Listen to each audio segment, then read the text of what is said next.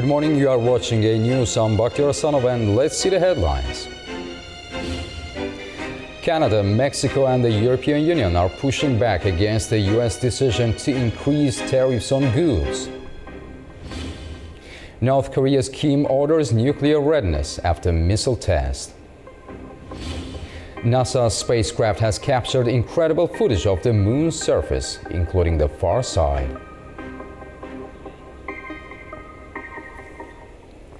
Canada, Mexico and the European Union are pushing back against the US decision to increase tariffs on goods. With the March the 4th deadline approaching, concerns over supply chain disruptions, rising consumer prices and a potential global trade war are escalating.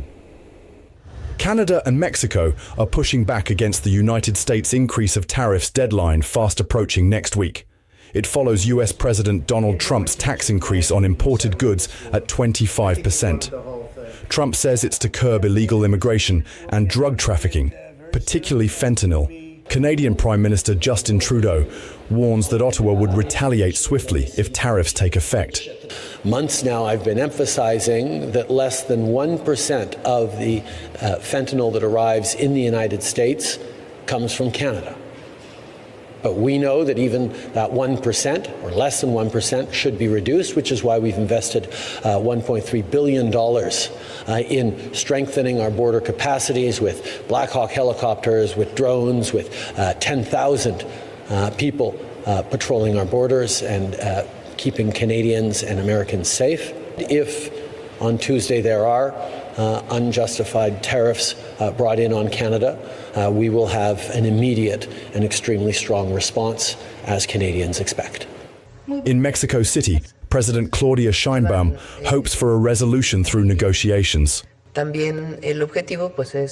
The goal is to protect the trade treaty between Mexico, the US and Canada, and within this frame see what actions to take to strengthen the three economies. So Mexican ministers in Washington, D.C. have studied the issues thoroughly, and there have been previous discussions, so I hope we can reach an agreement, and on March 4th we can announce another thing. Trump confirmed that tariffs would proceed as planned, despite speculation of a delay. In addition, he says he'll impose a 25% tariff on European Union imports. The European Commission says it would react immediately against unjustified barriers to free and fair trade. The EU says tariffs risk disrupting supply chains, raising consumer prices and slowing economic growth. With retaliatory measures from Canada, Mexico and the EU, fears of a global trade war are mounting as the 4th of March deadline is next week. British Prime Minister Keir Starmer is in Washington, where he and President Donald Trump praised their strong strategic partnership. Leaders discussed progress on the Russia-Ukraine conflict, trade and US-UK relations. Great Britain's Prime Minister Keir Starmer was in Washington on Thursday, where he and President Donald Trump praised each other for being steadfast strategic partners. He's one tough negotiator. That's how President Trump referred to the British Prime Minister in a joint press conference following extensive discussions on a number of issues, including trade and the war in Ukraine. In that press conference, President Trump said that he thinks a great deal of progress has been made towards a peace deal in the Ukraine-Russia conflict, and that he hopes that that deal will lay the foundation for stability in Eastern Europe. President Trump said that he will sign a mineral rights deal with Ukrainian President Zelensky on Friday that will make the U.S. a major partner in developing rare earth minerals. The agreement, the president said, is a win-win both for the United States and Ukraine. Prime Minister Starmer thanked President Trump for his leadership and said that this trip to America had been productive. The United Kingdom has a true friend in the Oval Office, and the bust of Winston Churchill is back in the White House, the British Prime Minister remarked to the press.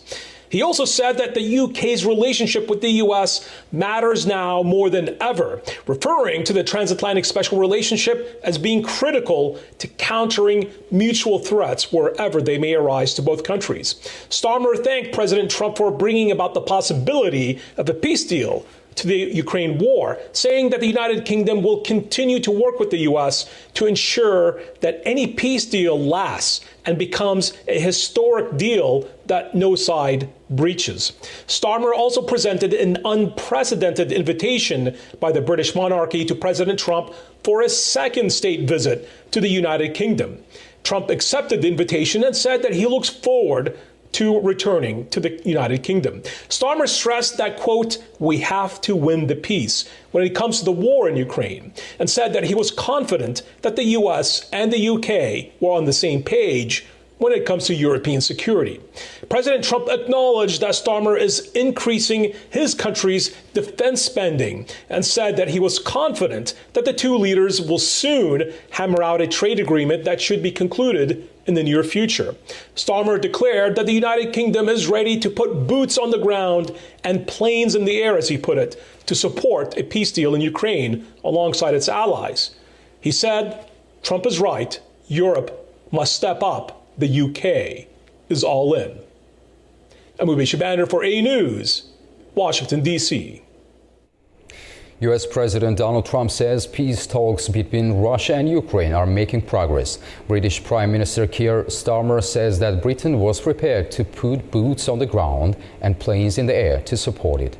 What is your message? US President Donald Trump says that talks with Russia and Ukraine on a peace deal are very well advanced and credited Russia for its actions in the talks. The comments come as he met with British Prime Minister Sir Keir Starmer at the White House on Thursday. Trump insists that progress was being made, though he stopped short of announcing a formal peace deal. I think we're very well advanced on a deal, but we have not made a deal yet, so I don't like to talk about peacekeeping until we have a deal. I like to get things done. But Starmer made it clear that an agreement alone wasn't enough. It had to be enforceable. But if there's a deal in, we've got to make sure it's a deal that lasts, that is not temporary, that lasts, and that's why we need to make sure that it's secure, and we've lent in and said we'll play our part, and we've talked and we will talk about how we work with yourself, Mr. President, to ensure that this deal is something which is not violated, because it's very important. The war, now in its fourth year, began with Russia's full-scale attack on Ukraine on the 24th of February in 2022. Despite heavy losses, Moscow still controls significant parts of eastern and southern Ukraine. Previous ceasefires have failed, with both sides accusing each other of violations. However, Trump downplayed concerns about Russia's commitment to any future agreement. I don't believe he's going to violate his word. I don't think he'll be back when we make a deal. Ukraine has long sought NATO membership as a security guarantee against Russia, but Moscow views it as a direct threat. Many analysts argue that while NATO expansion was a concern for Putin, his invasion was more about controlling Ukraine politically and economically. Ukrainian President Volodymyr Zelensky is expected to meet U.S. President Donald Trump in the White House today to sign a deal on sharing his country's mineral resources.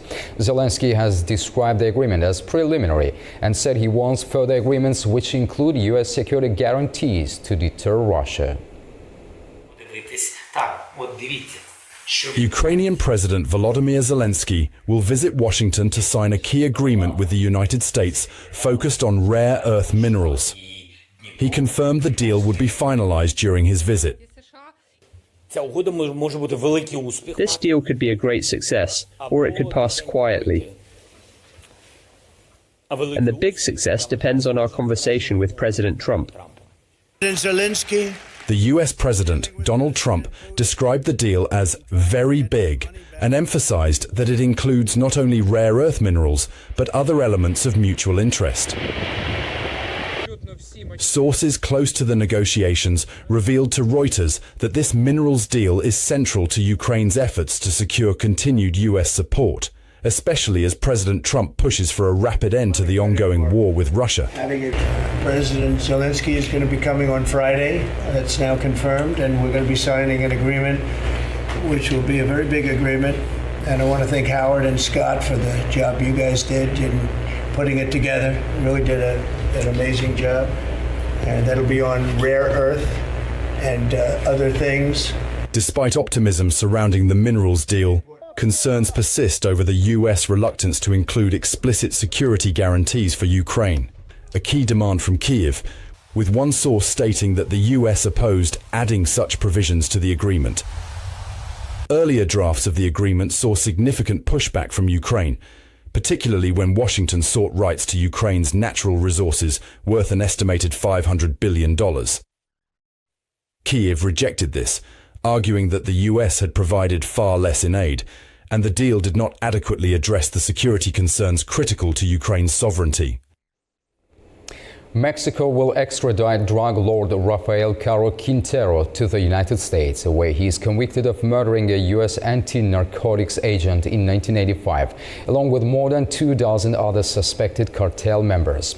Caro Quintero is a co-founder of the Guadalajara Cartel, one of Latin America's most powerful drug trafficking organizations during the 1980s. He spent 28 years in prison for the brutal murder and torture of former U.S. Drug Enforcement Administration agent Enrique Kiki Camarena. It is one of the most notorious killings in Mexico's bloody narco wars. Caro Quintero was previously denied involvement in Camarena's killing. He was released in 2013 on a technicality by a Mexican judge, but returned to trafficking before being captured by Mexican authorities in 2022. North Korea has once again flexed its military muscle, with state-run broadcaster KRT releasing images of leader Kim Jong-un overseeing the test launch of a strategic cruise missile. According to state media, Kim Jong-un has ordered full readiness to use the country's nuclear attack capability, describing it as the most effective means of defense. The test, North Korea claims, was meant to send a warning to what it calls enemies who threaten its security and escalate confrontation. Photos released by KRT show Kim Jong-un observing the test from a military command post, surrounded by top officials. The missile was reportedly launched over the West Sea of Korea and successfully hit its target. Nations have agreed to mobilize $200 billion annually to protect biodiversity. The deal, finalized at COP16 in Rome this week, supports the 30 by 30 target to conserve land and oceans. Talks resumed after delays from last year's session in Colombia. After intense negotiations, the delegates reached a consensus, which was met with applause. The United States remains outside the UN Biodiversity Pact. However, negotiators stressed global cooperation to fund conservation efforts. The agreement marks a major step toward financing nature protection worldwide.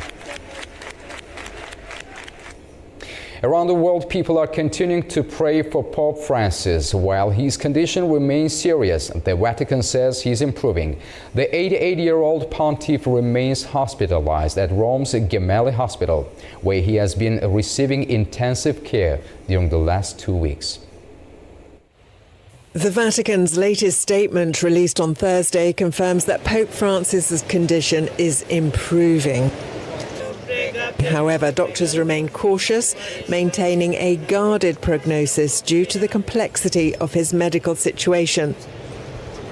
While the 88-year-old continues to receive high-flow oxygen and respiratory physiotherapy to clear his lungs, no further respiratory crises have occurred since last Saturday, easing speculation about his condition. Despite his illness, the Vatican says that the pontiff has been able to continue some work from his hospital room. Meanwhile, around the world, prayers and vigils are being held. Hundreds of worshippers remain gathered in St. Peter's Square.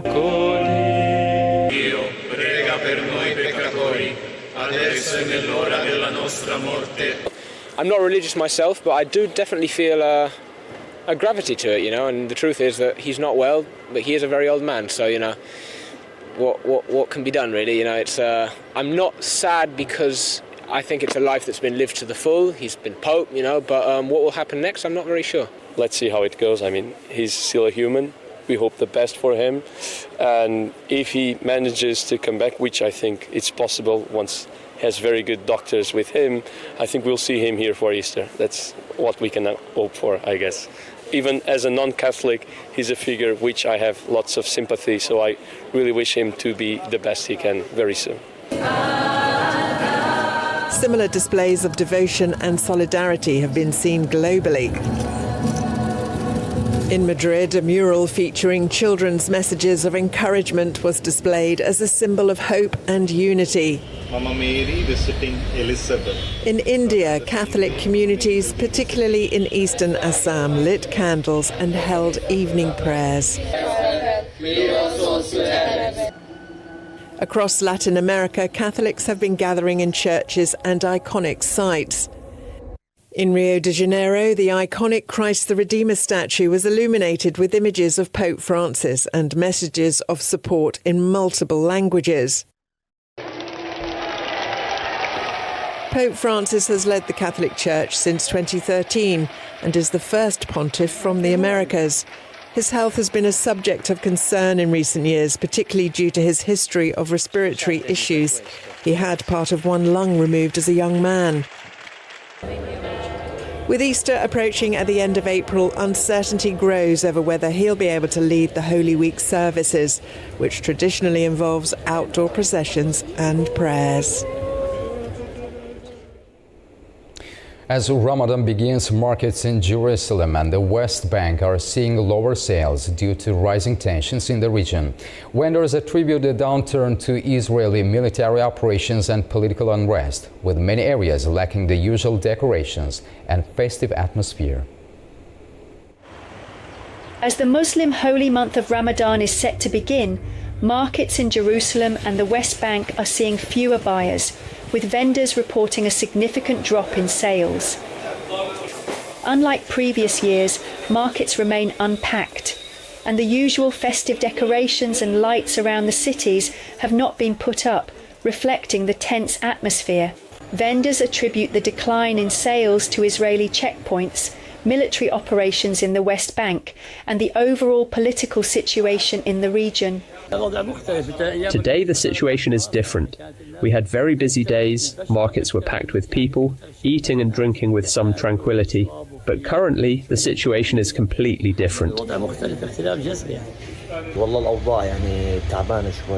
The situation is bad. There is a lack of work, a lack of shopping, people are in debt, and there are no preparations for Ramadan. There is no joy of Ramadan even. In Jerusalem, the Waqf and Al-Aqsa Mosque Affairs Department have installed covers in the Al-Aqsa Mosque courtyards to protect worshippers from the rain and winter weather.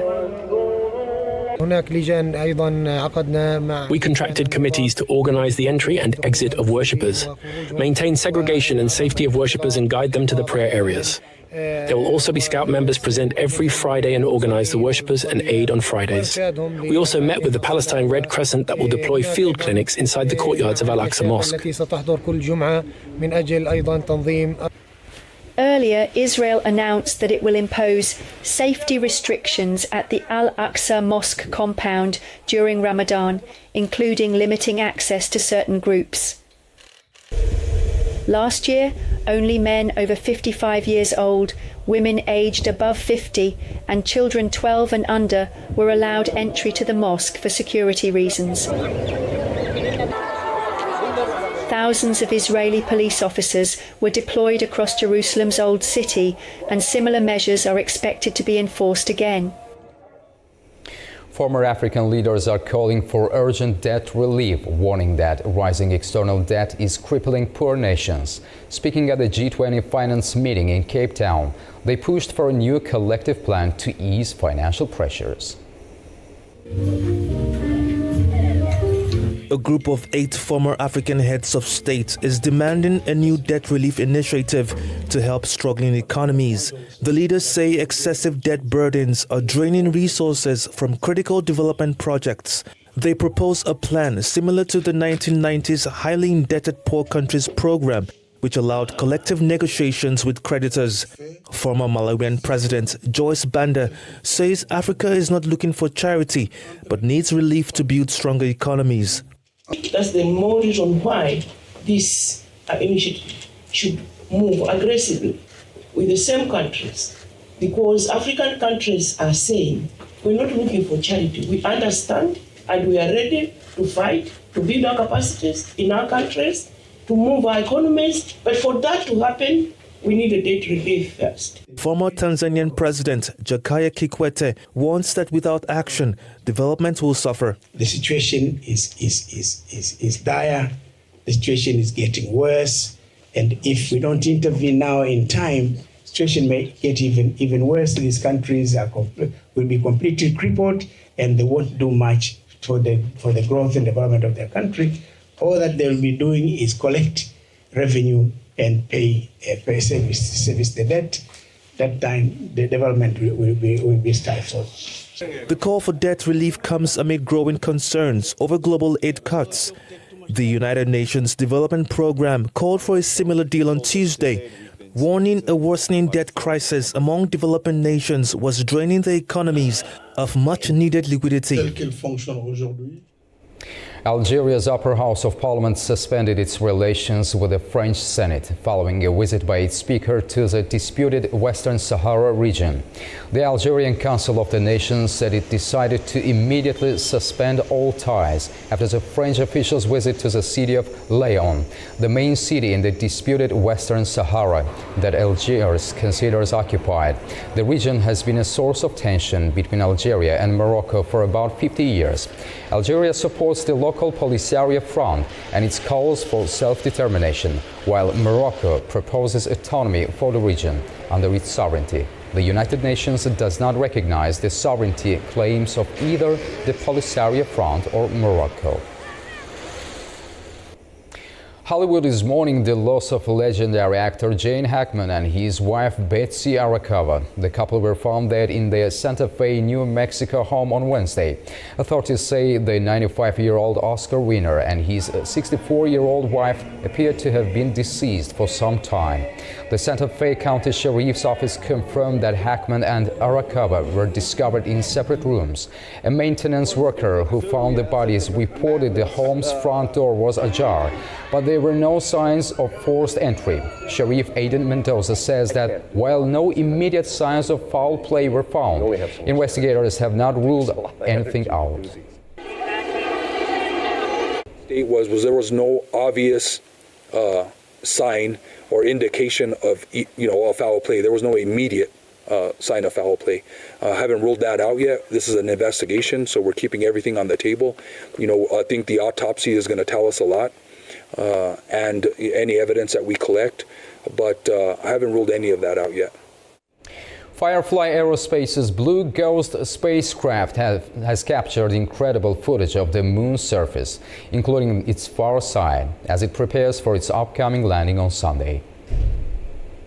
Breathtaking close-up views of the moon's surface have been captured by Firefly Aerospace's Blue Ghost spacecraft.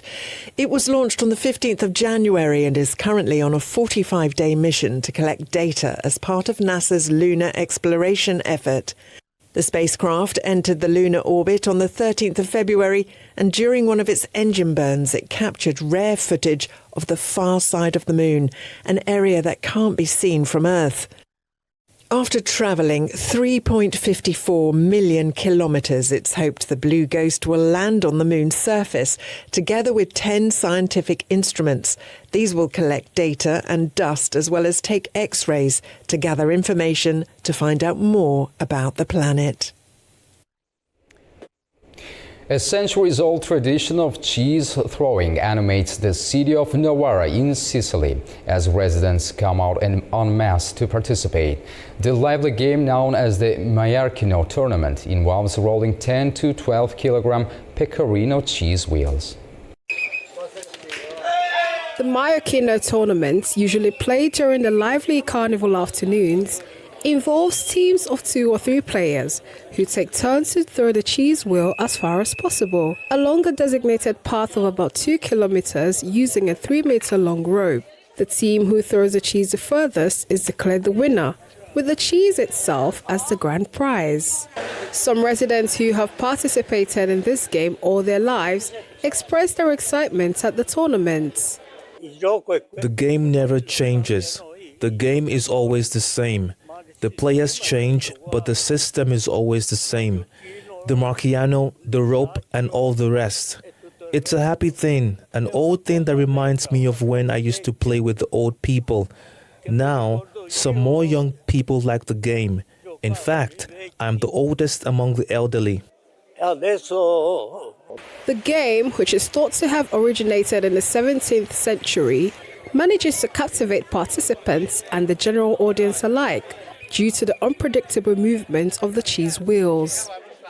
The event typically ends with tasting of local produce of the region, which of course includes the Maiocchino cheese. That's all for now. Thank you for joining us. Have a wonderful morning and keep watching A News.